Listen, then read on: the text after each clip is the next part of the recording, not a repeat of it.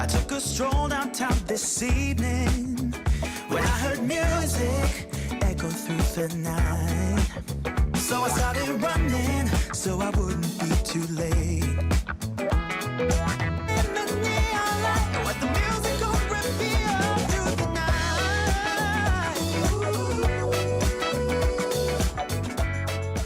night. Welcome everyone to Coaching this Session. My name is Michael Rearden and I'll be your mindset coach today. And today we're going to be talking about how to transform your life. And you might think, well, haven't I been transforming my life all this time?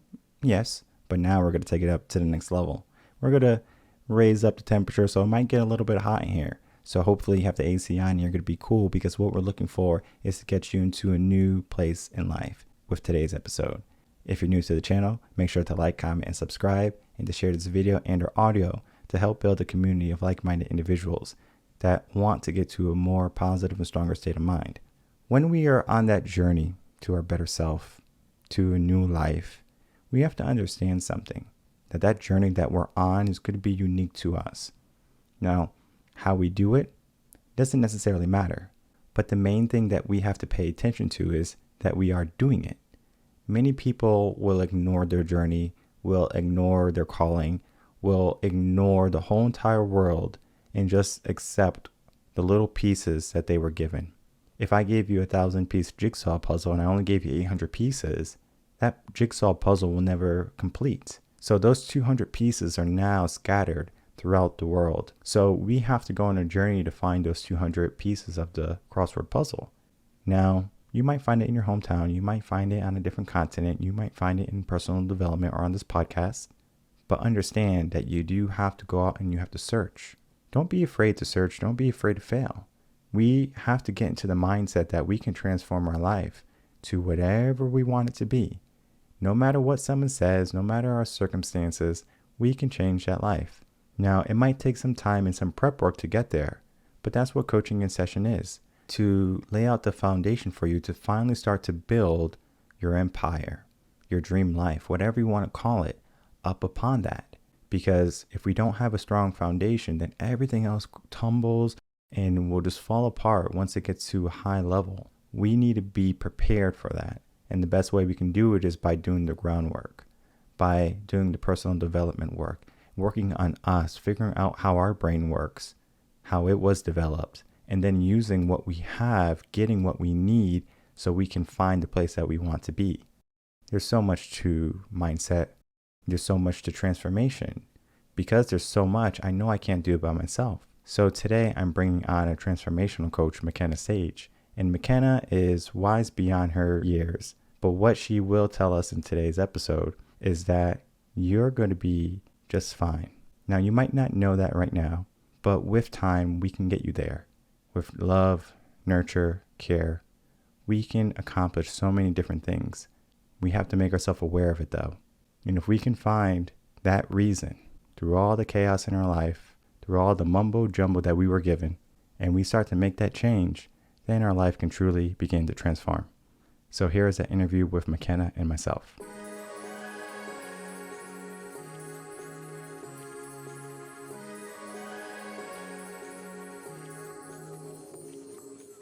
Welcome, Makena Sage, to Coaching in Session. How are you doing today?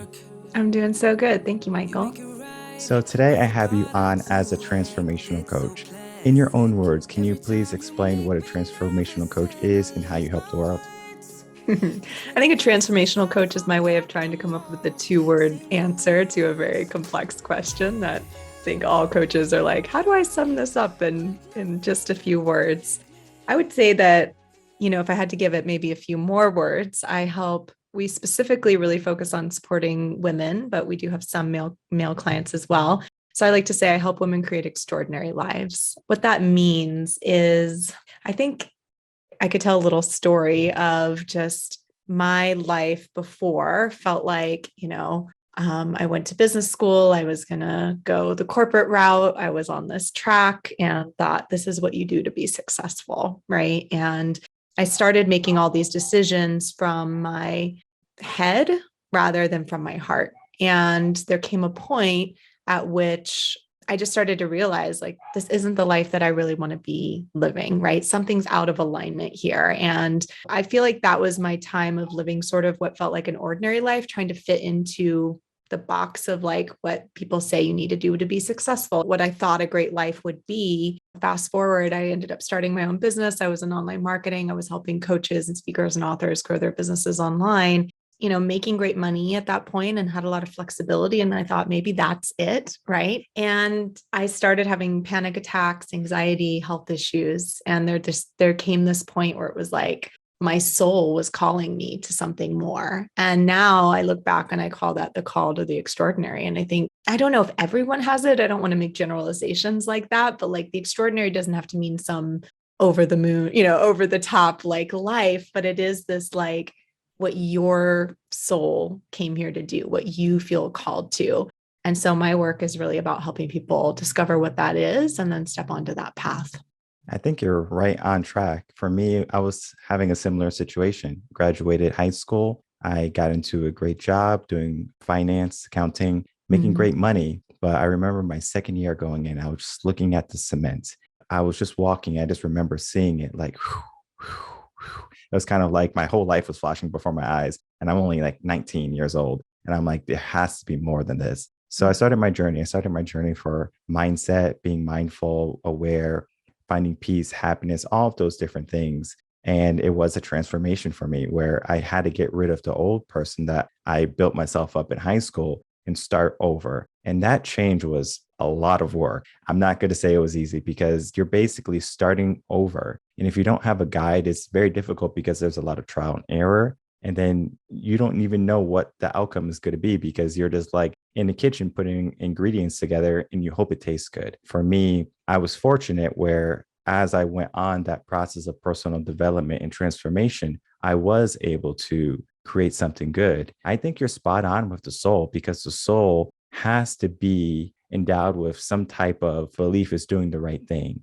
And if you sway from that belief, you will start to see other areas of your life fall apart.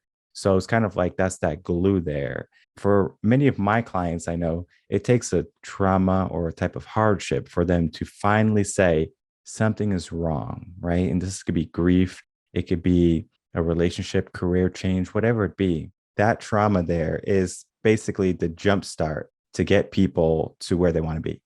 Yeah, it's so unfortunate that it often happens that way. And there's this great line I heard early on that I say all the time. I don't remember. I think it's, out there commonly used, but they say, first it's a whisper. So we get these whispers that there's something more, right? Like that moment you had walking on the sidewalk, or I remember sitting under the fluorescent lights on this job interview out of college and just being like, is this going to be my life? Right. And so we get these whispers that say there's something more. And if we don't listen, then it turns into a roar, gets louder. And that can be, those health issues or anxiety or those little signs that show up. And if we don't listen some more, then you get hit by the cosmic 2x4. Mm-hmm.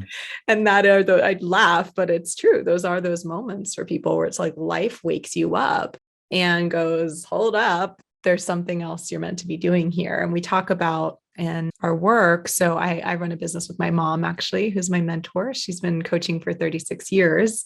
So it's in the family. She developed a method called the aliveness method. And so we work with people around their aliveness. And if you've ever heard the line, the eyes are the window to the soul. Have you heard that sentence before? Yeah. And so we actually use the eyes as a way to see when you light up. You've had those moments, or maybe those people listening have seen someone and they're talking about something and their eyes light up and they actually seem to kind of glow, or they're doing something they really love and there's this glow about them. So that's where we're actually seeing shifts in someone's aliveness. At every moment, your vitality is either increasing or decreasing. And we can measure this, but most people don't know how. And so just about those whispers, I believe, and the aliveness is like the key to discovering what is your soul calling you to do, and then to starting to go on that path. So I love that you went on your own journey with that. It's always so inspiring to hear. Just to kind of talk about the light up in your face and things like that, I actually had a mentor that kind of pointed that out to me. I think it was in 2016 17, I think it was when he pointed it out to me, where I started my whole career in accounting finance. Yeah. And I kind of wanted to be a teacher, but teaching didn't necessarily make the money.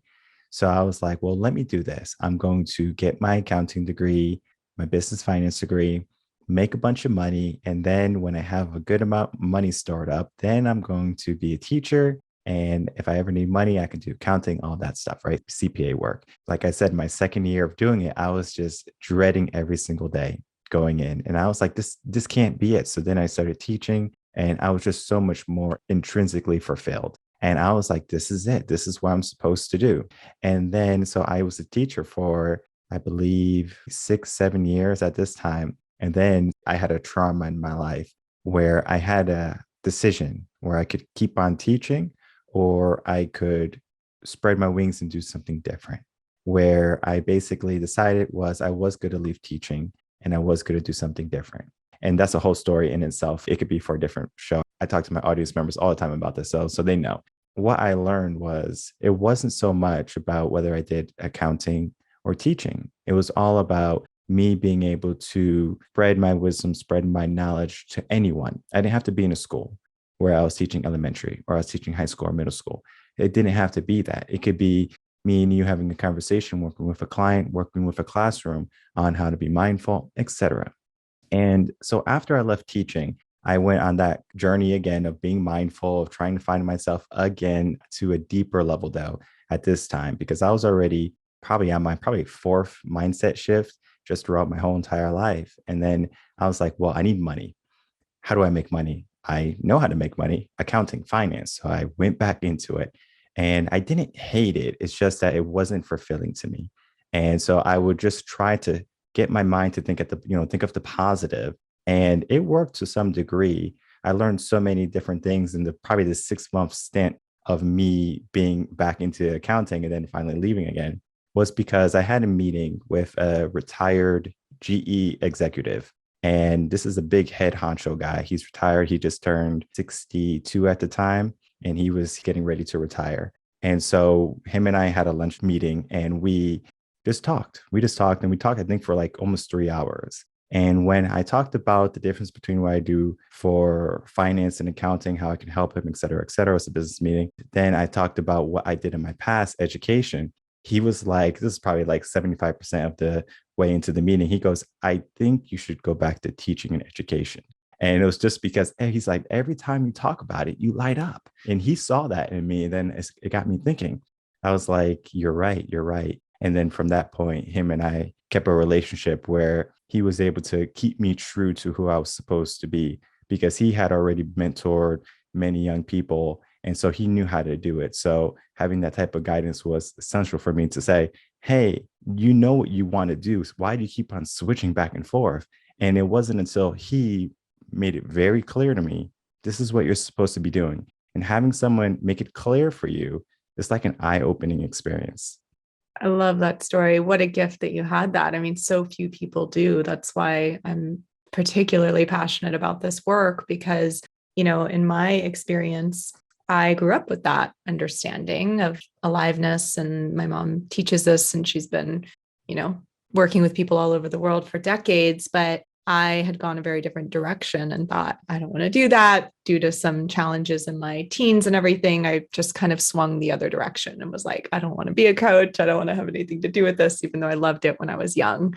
And so that was kind of I always say no one escapes their own hero's journey. Like, even though I was raised with these amazing tools, I had to go on my own journey to lose myself and find myself again, so to speak. But so in those years when I was really struggling, I mean, I wasn't struggling in all areas. I had a great life, right? I got out of college. I ended up launching a successful business 6 months later and online marketing, as I mentioned. And I was working with coaches and speakers and authors in their businesses, really helping them grow, making 6 figures, had a lot of flexibility. So a lot of things were working. And so it was even harder actually to admit to myself. Maybe it was similar for you when you were in the, making good money in your career and everything. It was hard to admit to myself that that wasn't it, and I'm on this path and I was stubborn and didn't want to go to my mom to, get coaching or support. So I was like, I'm going to hire, there's other coaches out there. I'm going to hire some coaches. I'm going to get some support, figure out what I want to do. Cause I started to have, the anxiety and some of those signs that this wasn't it. And I worked, I invested a lot of money. I went through different programs, did a lot of personal development, which was great. But when it came to really seeing what was next, I couldn't get clarity. And I was just like, I couldn't see what I wanted to do. And what I found was that most coaches would give me a lot of advice, or they would tell me what had worked for them, or they would kind of put ideas on top of, and they meant well, right? But it didn't feel like it was really pulling out of me. And I don't even think I had language for that at the time. I was just like, something isn't quite clicking about these ideas and it just never felt like I had the clarity.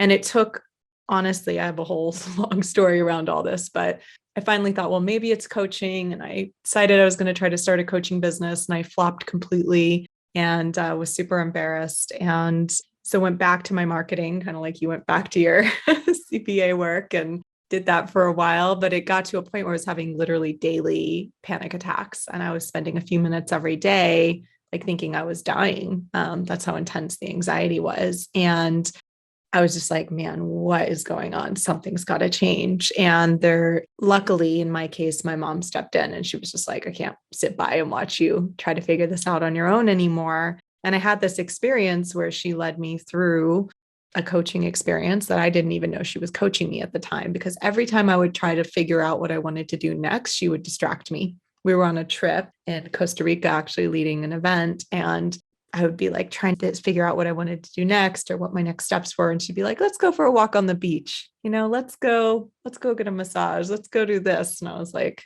all right, finally, I just kind of relaxed. And when I did that, she started talking to me and asking me questions and just talking. And I didn't even know we were doing anything.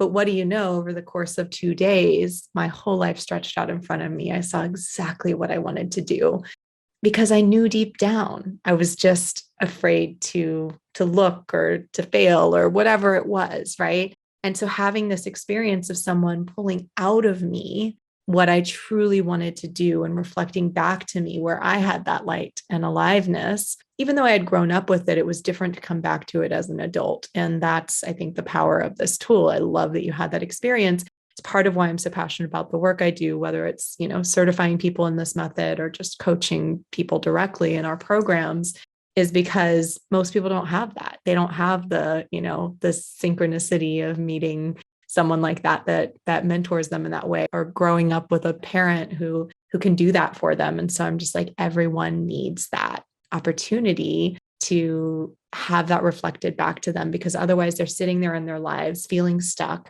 knowing something's not right, but having no idea what it is they really want to do. Just hearing you talk about your mother, I can tell, A, she's so wise.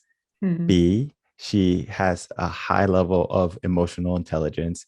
And C, she's a great mom, because I can see that from my parents, where you might want to do something different and your parents are not over there saying, you can't do this, right? They're not being tyrants. They're allowing me to live life the way we want to live. And I think that's one of the most difficult things that parents have to do for their children, is to let them be. And I think about this story quite often, where there is a mom, she had her son and she was holding his hand, and it was raining outside and there was a huge puddle. And the mom saw the puddle and the kid saw the puddle. Now the kid wants to jump in the puddle. The mom takes the kid away from the puddle so the kid doesn't jump into the puddle. What did that kid miss? That experience of seeing the ripples in the water, of having wet socks, of feeling the water splash up and hit his face, maybe get dirty and muddy. And the mom just saw a headache. I have to deal with this wet boy and he's going to be wet. He can get sick. There's all these different things that they think about. But in reality, when we're born, we're new to the world. We're new to all these different experiences. So when we're going off and we're trying to do something new, if someone stops us or tells us that we can't do something, either we have the choice to believe them or the choice to defy them. Sometimes when we're teens, defying is one of those things that we're good at. So we say, Mom, you're so uncool. Dad, you're so uncool. I don't want to be like you. I respect you, but I want to live my life. And it's because our emotions are so high at that time in our life. And I taught middle school for many years.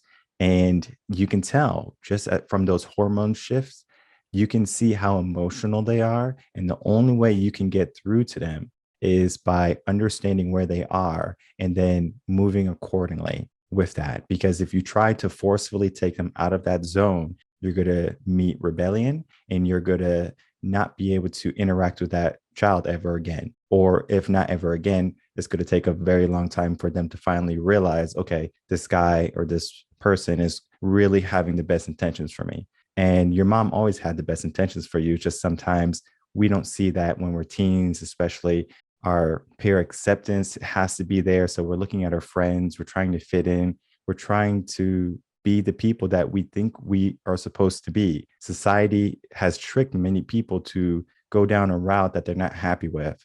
And they keep going down this route. They find themselves unhappy, but they fake a smile. Then they continue to live their life unhappy. That doesn't have to be your reality. You don't have to be unhappy for your whole entire life. We can always make that change to happiness. It's just that sometimes people are, I think, afraid to get it, or they just don't know how. So just going into that type of thinking, how can we get more people from when they're younger to as they're growing up through their teens? Since you had that experience, I had that experience also. So I kind of know how, but I kind of want to get your perspective on this. Like, if a parent was coming up being mindful and listening to personal development, and they want their kid to be on a level of also having that type of mindset, that type of awareness at some point in their life, is there a way that we can kind of guide them without pushing them as we move them? Well, first of all, I think you're very wise too. You have a lot of amazing, Thank you. amazing insights there that I think are very astute. And one of those I'll just speak to briefly, and then I'll come back around to your question, is that kids either tend to conform or they tend to rebel. So we have a kind of a chart that we show in our work that shows how the basis for the aliveness method, and it's called the curiosity spectrum. What it shows is that we all started out as happy babies. We all start out as happy babies. When we're born, you just had, I think, a child. Yeah. And so, like, unless they're crying or they're upset, their eyes, as they, especially, a couple months in, their eyes are bright, lit up, alive. They smile and laugh. And it's like they're laughing, beaming through their whole being. Yeah. And we're all born that way, unless we have, really challenging family situation or something, and we have early trauma. That's the way we come into the world. And babies know, and young children know exactly what they want. If they want an ice cream cone, what do? They cry until they get the ice cream cone, right? And then they forget about it completely, or until they're distracted. So they know exactly what they want, and they basically ask for it in their own way. And then when they get it, then that's it. Yeah. But as we grow up, what happens is we start to have people tell us we should or shouldn't do certain things. We have teachers tell us, this or that, or we have family members or kids bully us in school. We have these different kinds of experiences, and it starts to put our lights out, basically. And then layers of emotion begin to get stored on top of that original light. And so people begin to question themselves. They begin to think they don't know what they want. And this sort of continues. And if you look in the eyes of high school seniors versus the eyes of a child, it's very different, right? They typically are a little dimmer. They're not as present in their eyes. And so we actually show in our work that there's different ways that you can, because as that happens, we lose a clear perspective of the world. In a sense, it's like we're looking through a distorted lens, and we think we, again, don't know what we want. And we feel like we're in the box and the instructions are written on the outside. And so there is a way to begin to sort of wake back up and get back into alignment with more of your true self. And usually that happens through a few different ways. One is a life-altering event or loss, right? People can have an illness, like you said, or a divorce, or they can lose their job or something like that. And those kinds of things will often wake people up, and they'll go, wait a second, I'm not living the life that I'm meant to be living. Or sometimes I am living an amazing life. I need to be more grateful for what I have. So that's one way people begin to wake up again. The other big way is through education, which is basically what you've done in your life, it sounds like, in terms of mindset and educating yourself and personal development and growth. And there's many paths to that. And that's what we do also in our work around aliveness and coaching and working with people. And so I share all that because often what happens in that journey is we say kids either rebel or they conform, right? They either go kind of with the grain or they go against the grain. And we often think like when I get out of school or when I grow up, I'm going to do things differently than my parents, right? And so then we get out into the world, and what happens for many young people, they have to make money, they have to figure things out, or maybe they had to do it even younger, and they begin to lose trust in themselves. And so that's all part of that process of sort of the lights going out, and then we can build them back up again. So back to your question of how can parents sort of support their kids to be interested in personal development, I can only speak really from the receiving end of this because I'm not yet a parent myself. My mom has 5 kids.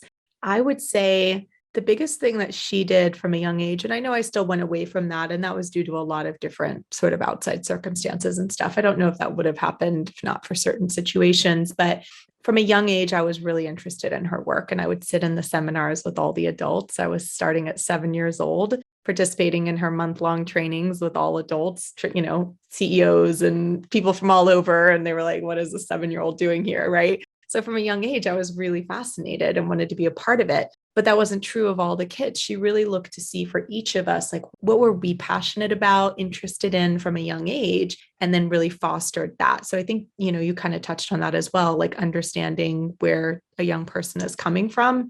I think that's huge, is like getting inside their mind. Every kid is going to be different. My little sister loved baby dolls and like playing with her toys.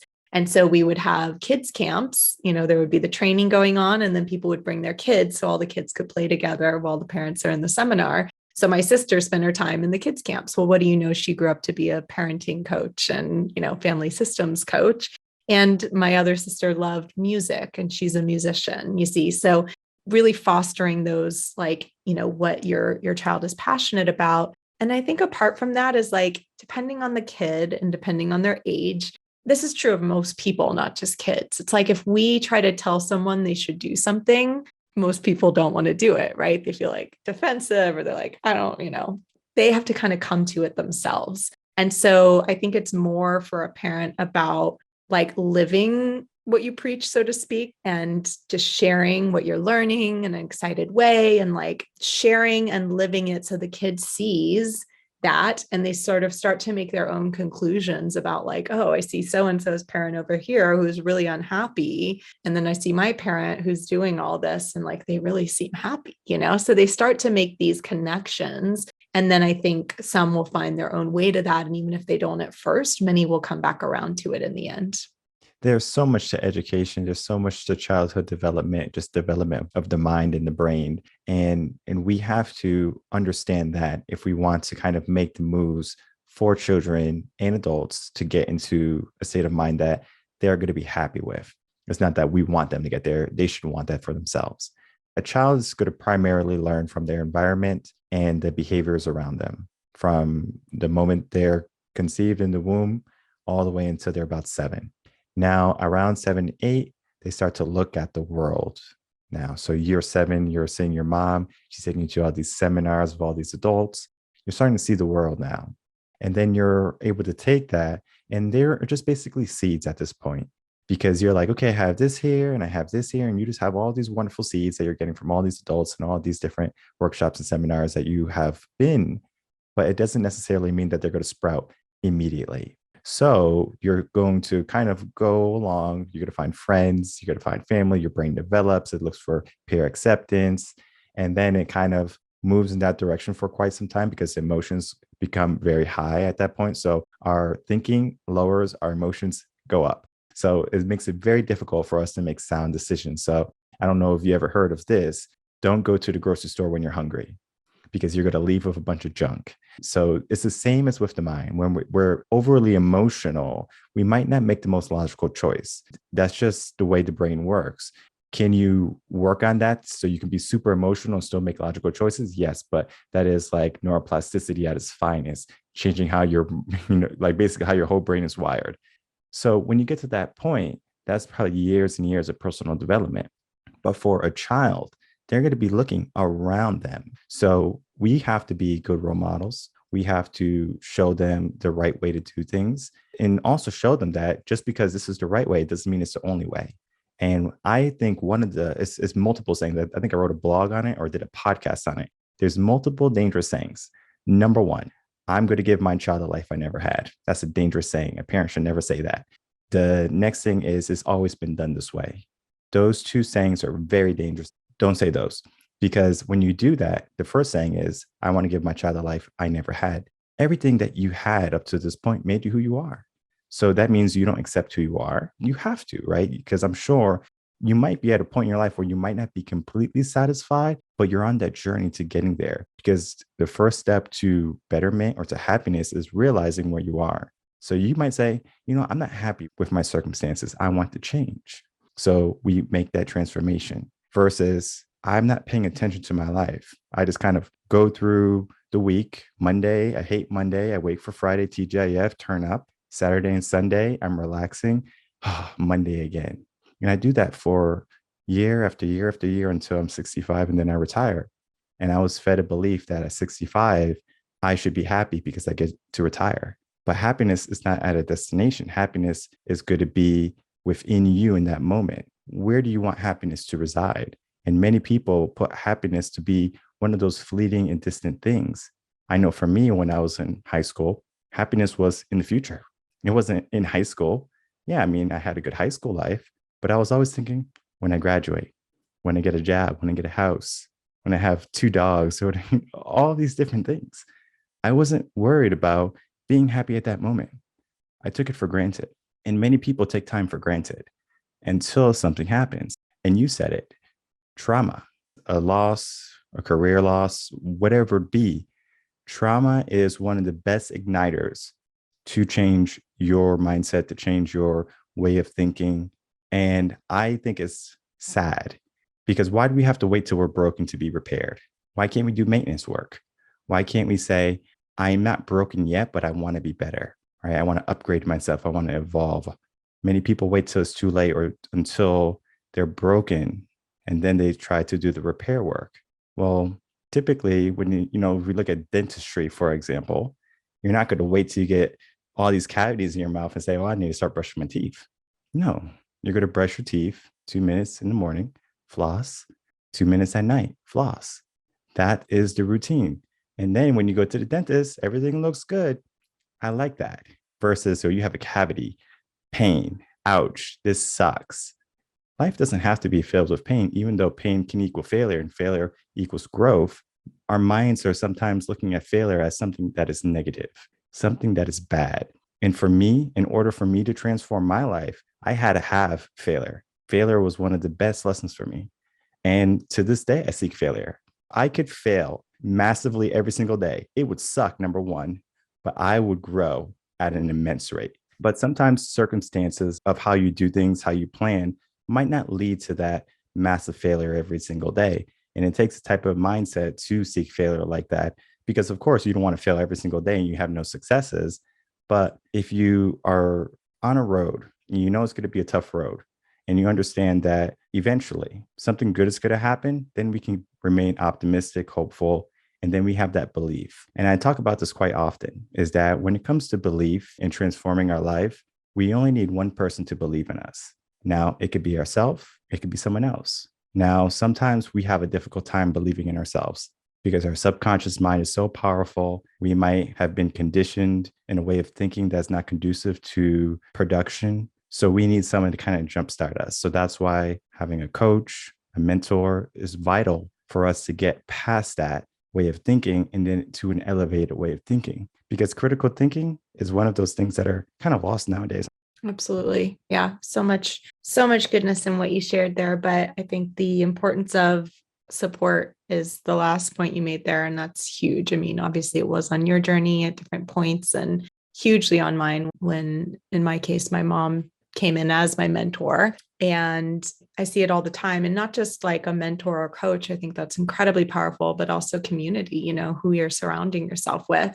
And if the people in your family or in your friend group or, whatever that is, aren't that. It's not that they're wrong or bad or you need to cut them out of your life. I think that's an outdated way of thinking. I think that it's just a matter of also going out to find people who empower you, and maybe only sharing those inner dreams and whispers with the people who do really support and empower, because otherwise people may be well-meaning, but they may talk you out of them, because they have fears or they don't want you to get hurt or, whatever their reasons might be. So really important to go out and see, how can you start to surround yourself with people? And that could be, in our case, we have free groups and then we have coaching programs. So sometimes it's within something like that, or sometimes it's just going out and, you have a passion for whatever, reading, and you get involved in a community of people who are also big into reading, and you meet interesting, like-minded people who support you. So whatever path to that, I think that's been one of the biggest things on my journey as well. It sounds like maybe some aspects there for you too. You surround yourself with people who have a growth mindset, people who see the future as something good and not something as, oh my goodness, like what tomorrow's going to bring, or living in a rat race and stressing every single day. Because life is stressful, but we don't have to be stressed every single day. The brain seeks stress. The brain seeks negativity just automatically. That's just how it was hardwired from, millions of years ago. We can rewire our brain to live in today's society. Today, we have a very plush type of society, right? We can go to the grocery store. We don't have to go hunt for our food. If it's raining and thundering and storming outside, we can stay inside and stay dry. If it's cold, we can come inside, have a fire, we have heat. Vice versa, if it's hot, we have AC. We don't have as many factors to worry about in our days, because if we're hot, we can easily become cold. If we're cold, we can easily become warm. We sometimes forget that, or we don't even have to think about it anymore. But at one point in our time, in our life, or in our generation, we did have to worry about that. So now we're worried about things that are trivial, where it be, oh, how many friends do I have? How many likes on Facebook? Am I wearing the latest clothes? All of these different things that are superficial, and we fill our life with that, and it kind of weighs us down. And sometimes you might have a friend or family member even who weighs you down. They're like an anchor in your life. And you just have to be very clear in where you want to go. And sometimes the people that have been with you all your life might not be there when you reach your goal, but it doesn't mean you hate that person. It doesn't mean that that person can't finally reach your place. It's just that you're going on a different path when they're going a different way. And you can't force people to go on your path or to see the light or the right way. People are going to do what they want. People are going to have their beliefs, and they're going to believe what they want until proven otherwise.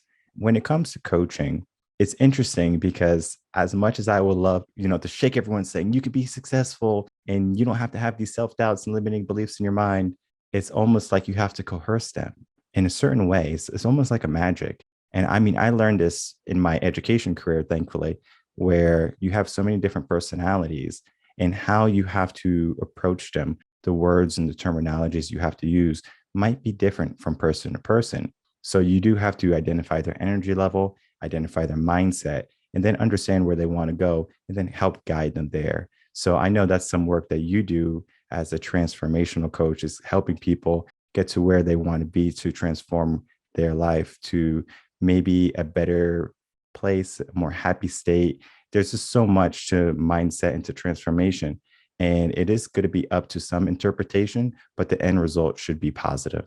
And I think everyone is unique. That's part of the foundation of what we do as well, is really understanding that. I think so many people look around and they think they're supposed to be doing what other people are doing, or they think they're supposed to think or operate the way other people do. And if they're not, then there's something wrong with them. And so instead we really go, like, if you think about it, you are 100% unique. There's billions of people on the planet, and there's literally no one exactly like you. And how cool is that, first of all?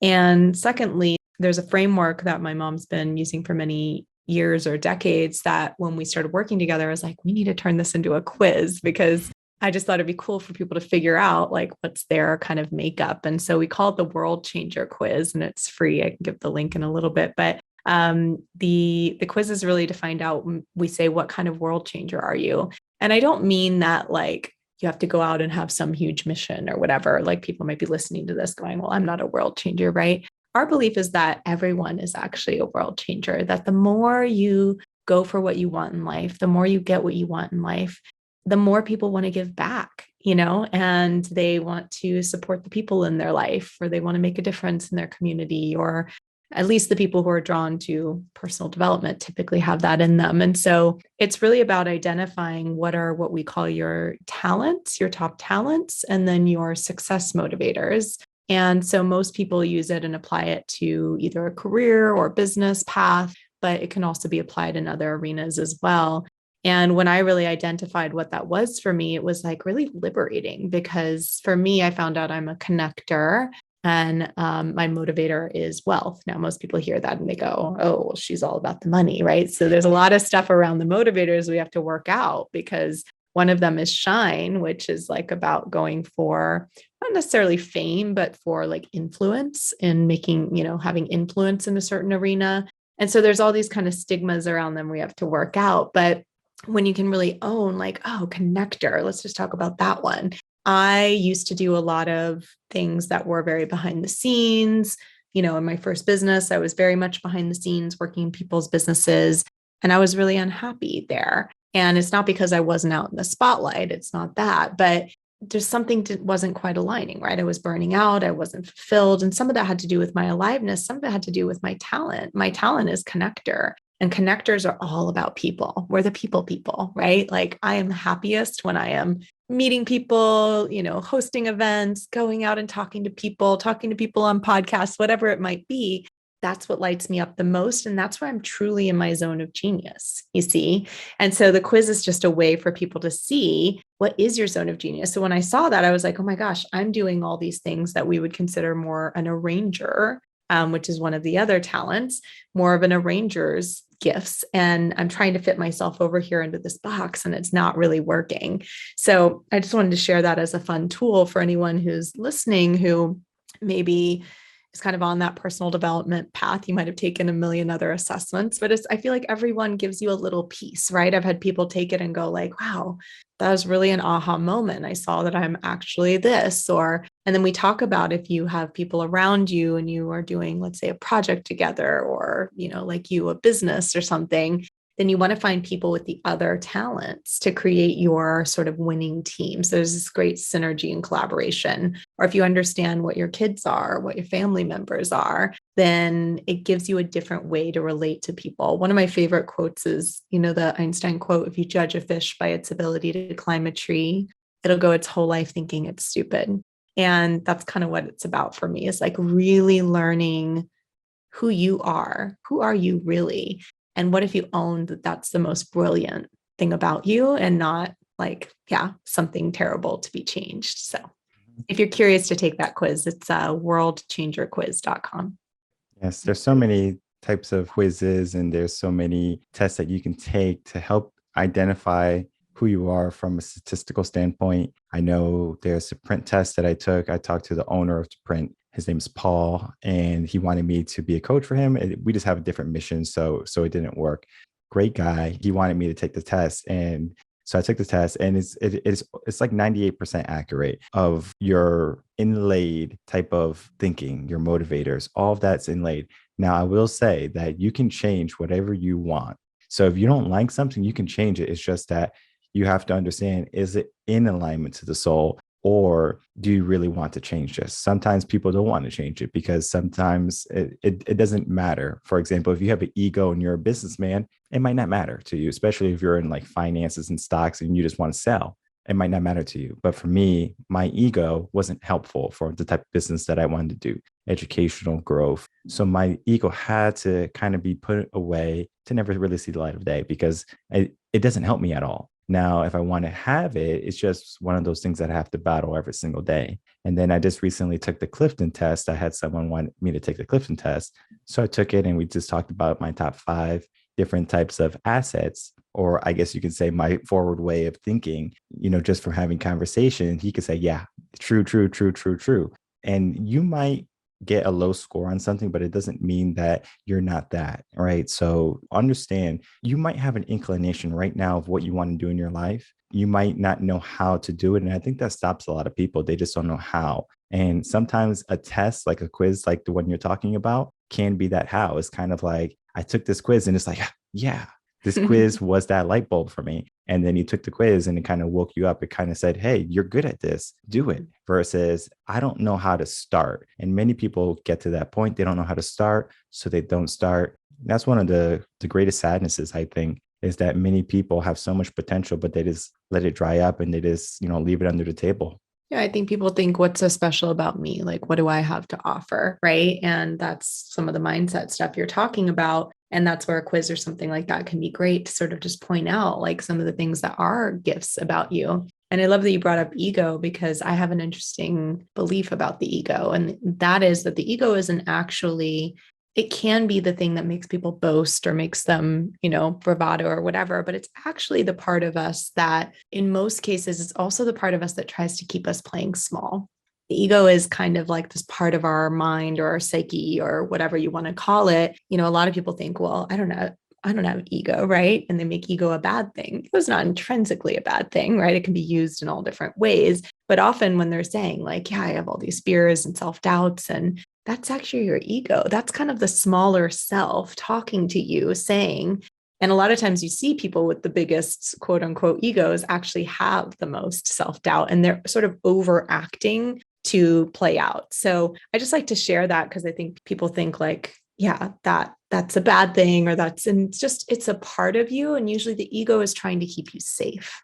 That's the thing. It's trying to keep you safe and what you're comfortable with and your comfort zone, and to recognize that there's maybe a bigger part of you or a deeper part of you that knows exactly who you are and what you want and what you're here to do. And if you can really tap into that part of you, then, and there's so many different paths to that, right? Meditation or personal development or whatever that might be. And if you can step into this, maybe a good kind of final point to make is you can step into a future version of you. Like, one of my favorite things to talk about is the person you're stepping into. And that is that if you have a vision for your life, and maybe you don't have one yet, and that's okay. You can start the little following the breadcrumbs of your curiosity to see where that leads. But if you start to have a vision for your life and you really start to dream and where you want to go next, or at least what that next level is, and you can imagine yourself having that already, right? Making that amount of money, being happy in your career, having that kind of relationship, whatever it is for you. And you can picture yourself as that version of you. And you can begin to go, how would I dress? And how would I act? How would I talk to myself if that were already true? And what kinds of people would I be surrounding myself with? And if you can begin to take steps to act the part of that version of you now, then you will actually accelerate how quickly you get there.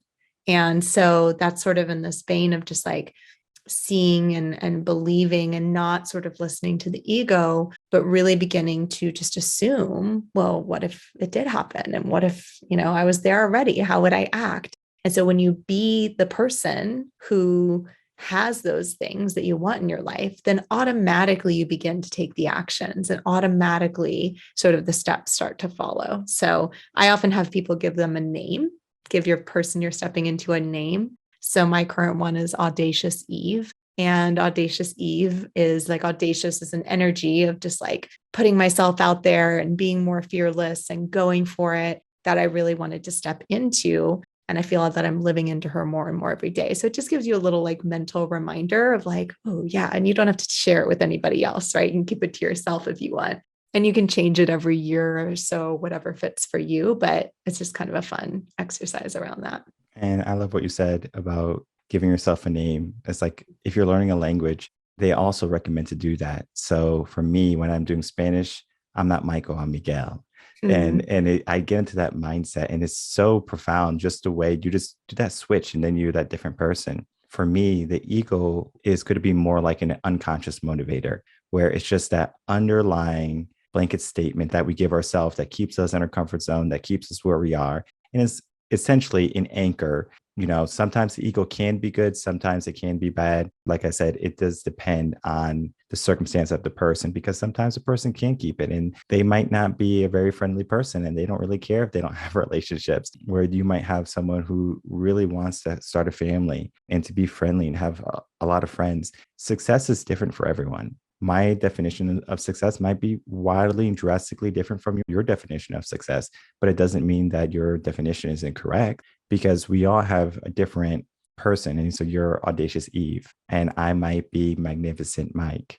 Just because we were different people, it doesn't mean that the person that we're trying to become should be angry at the other person because they're not at the same level or they're not in the same realm as the other person. It goes so deep. When we think about mindset, when we think about growth, when we think about transformation, there's just so many avenues and so many paths that we can go down. And I mean, you and I could probably talk until it's morning tomorrow. But what I want from you is, if you can, please give us any last words, and then please tell people where they can find you.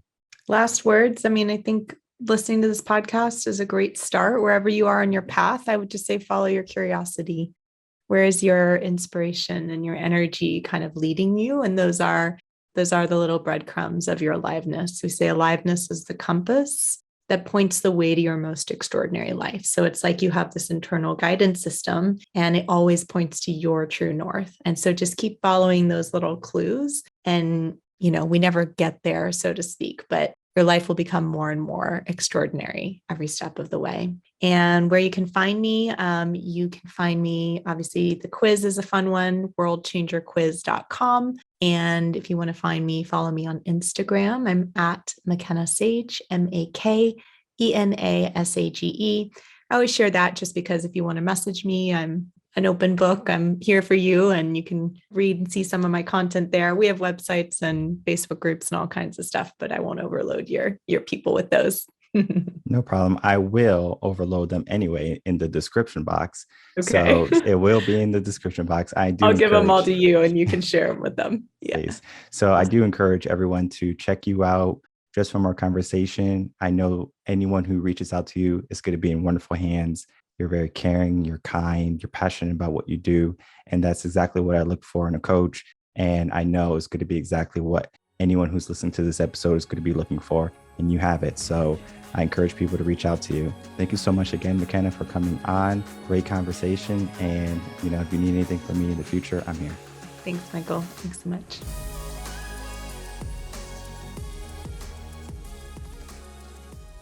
I would like to thank my guest again, Makena Sage, for coming on Coaching in Session. She is, again, wise beyond her years, and she is going to be a wonderful coach to have in your corner. And just from hearing how she speaks about her mother, I'm sure if you were even working with her mother, she's going to be an amazing coach also. So get to it. All her links are in the description box below.